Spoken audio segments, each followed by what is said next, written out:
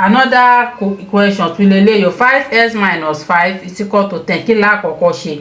Mo ti sọ nínú fídíò mi 5x is equal to eléyìí ẹ kọ́kọ́ gbé wá báyìí minus 5 yìí ó fẹ́ bọ́ta add plus 5 kó bá fẹ́ bọ́ta add plus 5 kó bá fẹ́ wọlé mo sign yẹn máa change tó bá tún fẹ́ bọ́ta náà sign yẹn gbọ́dọ̀ change.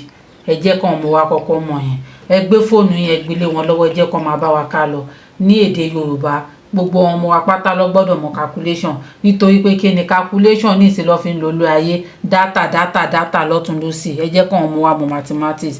So now 5x is equal to 10 plus 5 that's 15. A máa wá divide by what? By 5 nítorí kí ni 5 ló gbọ́mọ pọ̀n òun lélẹ̀ 5 divided by 5 divided by 5 5 mélòó ń bí 1 1 1 5 mélòó ń bí ẹyọ kan mélòó ló wà ń bí mẹ́ta x is equal to 3.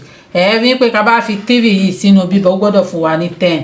Ẹ jẹ́ ká check wọ́n máa ń pè ní check láti mọ̀ bóyá answer wa correct tàbí kò correct. Ẹ kọ́ ni 5 in bracket 3 minus 5 is equal to 10.